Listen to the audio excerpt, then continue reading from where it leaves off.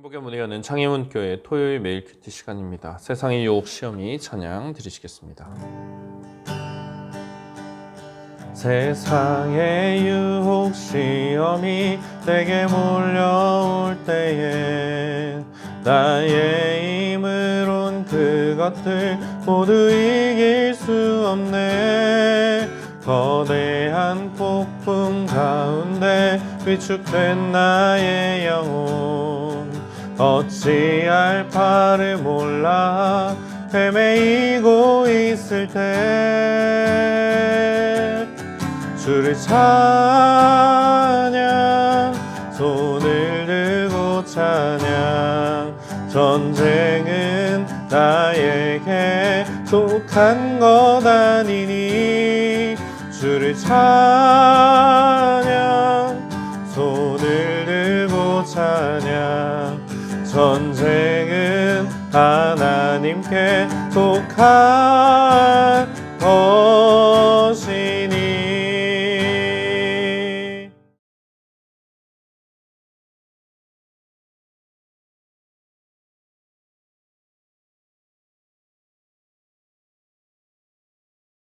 제7장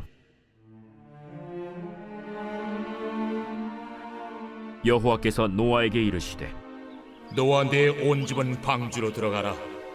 이 세대에서 내가 내 앞에 의로움을 내가 보았음이니라.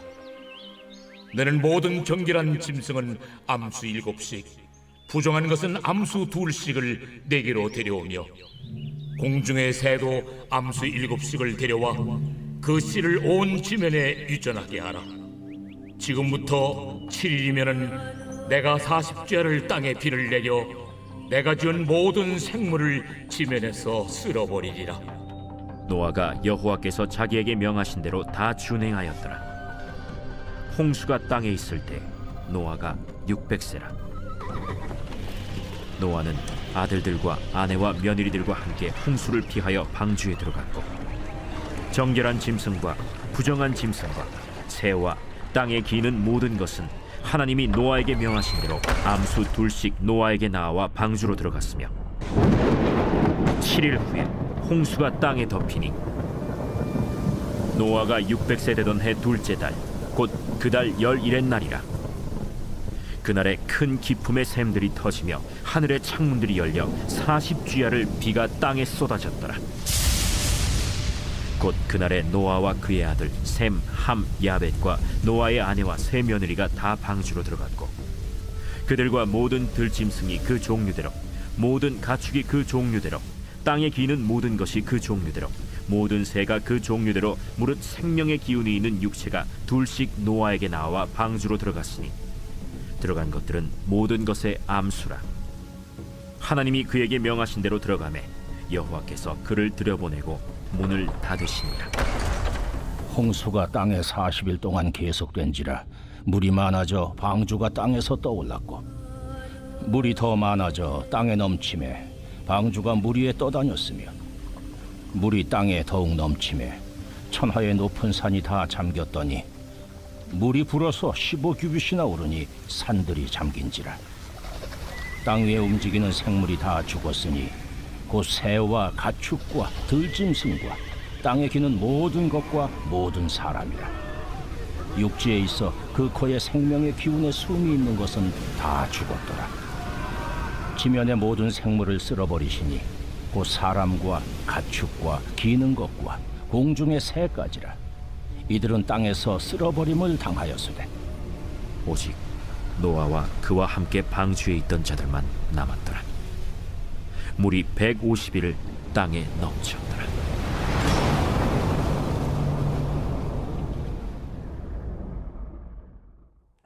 하나님의 말씀대로 노아는 방주를 준비했습니다. 그리고 이제 하나님께서 약속하신 때가 이르렀습니다. 하나님께서는 노아의 의로움을 내가 보았다라고 말씀하십니다. 노아의 의로움은 하나님께 인정받은 것입니다. 의롭다 여기신 노아에게 하나님께서는 은혜를 베풀어서 그와 그의 온 집이 방주로 들어가게 하십니다.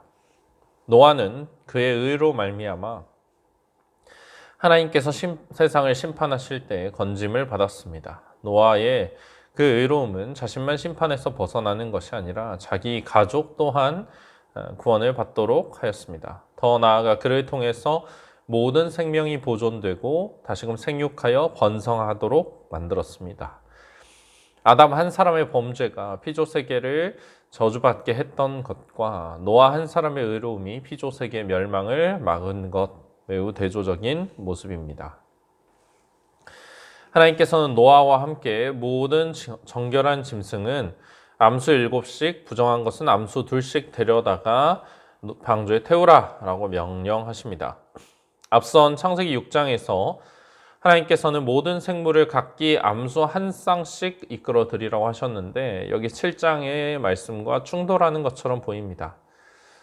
성경을 하나님의 말씀으로 제대로 믿지 않는 이들은 이런 구절을 문제 삼아서 창세기가 여러 문서를 합쳐서 만든 것이기 때문에 오류가 발생한 것이라 주장을 합니다.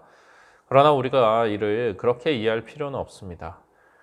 이 문제에 대해서 생각해 볼 때 먼저 정결한 짐승 그리고 부정한 짐승이 무엇을 의미하는지를 살펴보아야 합니다.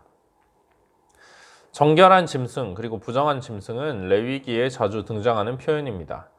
이 짐승을 이스라엘 백성이 먹어도 되는가 안 되는가 이것을 구별할 때 또 이것이 하나님께 바치기에 적절한 제물인가 아니면 적절하지 않은가 구별할 때 사용되는 것입니다. 정결한 짐승은 암수 7씩 데려오라 하신 이유는 홍수가 끝난 후에 하나님께 드릴 제사의 제물로 사용하기 위해서 정결한 짐승이 더 필요했기 때문일 것입니다. 그리고 홍수 이후에는 하나님께서 사람에게 육식을 허용하실 것인데 이때 정결한 짐승들이 필요했을 것입니다. 이렇게 짐승들 그리고 공중의 새를 방주에 태우는 이유는 그 씨를 온 지면에 유전하게 하기 위함입니다. 하나님께서는 일주일 뒤 40주야의 대홍수로 모든 생물을 지면에서 쓸어버리시고 난 후에 이 짐승들을 다시 번성하게 하기 위해 이들을 살리신 것입니다. 그러므로 제물의 필요성 그리고 또 식용으로서의 필요성 때문에 정결한 짐승들을 더 태우라고 명령하신 것으로 우리가 그렇게 이해할 수 있습니다. 5절 말씀에 노아가 여호와께서 자기에게 명하신 대로 다 준행하였더라 하였습니다. 이 말씀은 노아의 순종이 얼마나 온전했는지를 보여줍니다. 노아는 분명 오랜 시간 많은 수고를 했을 것입니다. 그리고 하나님의 말씀에 적지 않은 의문과 하고 싶은 말들이 있었을 것입니다. 하지만 노아는 한 번도 그런 내색을 하지 않습니다. 그저 하나님의 명령을 준행할 따름입니다. 노아가 왜 하나님 앞에 의로운 자로 여겨졌는가를 알 만한 대목입니다. 다 이해할 수 없는 하나님의 뜻에 준행하는 자, 묵묵히 그것을 따르는 자, 복을 받을 수밖에 없는 것입니다. 노아는 아들들과 아내, 며느리들과 함께 일주일 전에 홍수를 피해서 방주에 들어갔습니다. 짐승들도 하나님의 명령대로 노아에게 나와 방주로 들어갔습니다. 그들이 방주에 들어간 지 일주일이 된 때 마침내 홍수가 시작됩니다. 노아의 나이 600세가 되던 해 둘째 달 17일에 홍수가 시작됩니다. 이렇게 구체적인 날짜가 제시되고 있는 것은 이 홍수 사건이 어떤 신화나 전설이 아니라 엄연히 역사적인 사건이라는 것을 보여주는 것입니다. 이것은 실제로 일어난 사건입니다. 그날에 큰 기쁨의 샘들이 터지고 하늘의 창문들이 열렸습니다. 지하수가 터져나오고 하늘에서 비가 쏟아집니다. 홍수가 40주야 동안 계속되었습니다. 이 홍수는 하나님께서 창조하실 때 나누어졌던 물과 땅의 경계를 허무는 것이었습니다. 기쁨의 샘에 사용된 기쁨, 테홈이라는 단어는 창세기 1장 2절에서 물로 덮여있던 세상의 모습을 묘사하기 위해서 사용되었던 것입니다. 하나님께서는 이 홍수를 통해서 물이 온 땅 위에 가득하던 그때로 다시 세상을 되돌려 버리시는 것입니다. 또한 하늘의 창이 열린 것은 하나님께서 창조 둘째 날 궁창을 두어서 궁창 위의 물과 아래의 물을 나누셨던 것을 떠올리게 하십니다. 이것은 하나님께서 창조의 사역, 세상을 질서 있게 창조하시기 이전에 혼돈과 무질서했던 그 상태와 같습니다. 하나님의 창조 사역이 다시금 되돌려지는 것 같은 모습을 보입니다. 사람을 창조하시고 후회하셨다 하셨던 말씀대로 사람의 죄악으로 인해서 하나님께서 창조를 없었던 일로 만드시는 것은 아닌가 두려울 정도입니다. 그러나 다행히 하나님께서는 이를 통해서 세상을 다시 무로 돌려버리시는 것이 아니라 새로운 창조를 이루시고자 하는 목적을 가지고 계십니다.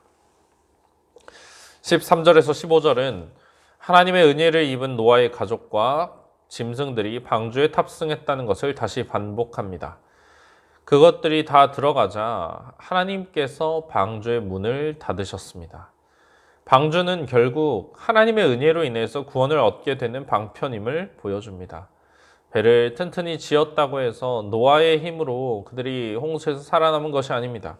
하나님께서 방주 안에 있는 이들을 안전하게 보호하신다는 것을 분명히 보여주고 있습니다. 40일의 홍수 동안 수위가 계속해서 올라가게 됩니다. 물이 많아져서 처음에는 방주가 땅에서 떠오르게 되고 물이 더 많아져 땅에 넘치자 방주가 물 위에 떠다닙니다. 그리고 더 물이 땅에 넘치자 천하의 높은 산이 다 잠기게 됩니다. 이 표현 천하의 높은 산이 다 잠겼다라는 것은 이 홍수가 국지적인 사건이 아니라 온 지구를 뒤덮은 대재해라는 것을 보여줍니다. 이스라엘이 있던 지역, 어떤 고대 근동 지역, 그 지역만 물이 차올랐던 것이 아니라 온 세상이 말 그대로 하나님의 말씀대로 물에 차올랐다는 것입니다. 15규빗은 약 7m입니다. 모든 높은 산의 꼭대기보다 7m나 더 높이 물이 차올랐다는 것입니다. 후에 방주가 도착하게 되는 아라랏 산, 약 5,100m라고 알려져 있습니다. 그 높이의 근거에서 40일 동안 내린 하루 평균 강수량을 계산해 보면 약 127.5m가 됩니다. 하루에 그 정도로 비가 쏟아 부었다는 것입니다. 더 높은 히말라야 산을 기준으로 계산한다면 더 많은 비가 내렸다고 할 것입니다. 이렇게 퍼붓는 비, 현대인들도 가진 과학기술을 동원해도 속수무책일 것입니다. 이렇게 쏟아진 홍수의 결과는 참혹했습니다. 땅 위에 움직이는 생물이 다 죽었습니다. 곧 새와 가축과 들짐승과 땅에 기는 모든 것과 모든 사람입니다. 육지에 있어서 그 코에 생명의 기운에 숨이 있는 것은 다 죽었습니다. 21절에서 23절까지 같은 이야기를 반복하면서 지구의 모든 생물이 다 죽었다고 강조하고 있습니다. 하나님께서 지으신 피조물이 하나님에 의해서 심판을 받았다는 것입니다. 23절에 사람과 가축과 기는 것과 공중의 새까지라 라고 표현하고 있는데 이것은 하나님께서 창조의 5째 날 그리고 6째 날에 새와 짐승과 사람을 만드셨던 것에 역행하는 순서입니다. 하나님께서 창조하셨던 그 피조물들이 거꾸로 하나씩 없어지는 듯한 그래서 창조 사역이 없었던 일처럼 삭제되어 돌아가는 것처럼 역행하는 듯한 모습을 묘사하고 있습니다. 그러나 이 같은 상황에서도 하나님께서 남겨두신 자들이 있었다 말하고 있습니다. 하나님께서 노아에게 말씀하셨던 대로 하나님께서는 그들을 지면에서 쓸어버리십니다. 오직 노아와 그와 함께 방주에 있던 자들만 남기고 그렇게 하셨습니다. 하나님의 은혜를 입고 생명의 구원함을 받은 이들, 그들이 이제 모든 피조물들의 소망이 되었습니다. 하나님께서는 말로만 죄악에 대해서 경고하시는 것이 아니라 하나님을 경외하지 않고 죄를 짓는 사람들을 실제로 심판하십니다. 그러면서도 모든 것을 끝내지는 않으셨습니다. 다시금 회복할 기회를 주신 것입니다. 하나님의 은혜를 입은 자들, 남겨두신 이들을 통해서 하나님께서 이 세상을 창조하신 목적을 다시 이루어 가도록 하십니다. 하나님의 뜻이 그들로 인해서 다시금 이루어지고 세상이 회복될 소망을 품고 이러한 일을 행하시는 것입니다. 지금 노아의 후손으로서 죄악의 시대를 다시금 살아가고 있는 우리는 이러한 하나님의 심판과 은혜에 대해서 반드시 기억해야 합니다. 마지막 때에 종말이 찾아오기 전에 우리가 무엇으로서 그 때를 준비하고 대비해야 할까? 방주를 만들었던 노아처럼 우리는 어떤 일에 힘쓰며 오늘을 살아내야 하는가? 하나님의 말씀에 어떻게 순종하고 경고해야 하는가? 다른 이들을 일깨워야 하는가? 마땅히 고민해야 할 것입니다. 주님께서 우리에게 주신 그 은혜로 우리가 보존되었고 오늘도 살아간다는 것 감사하며 주신 말씀을 가지고 주님 앞에 나아가시겠습니다.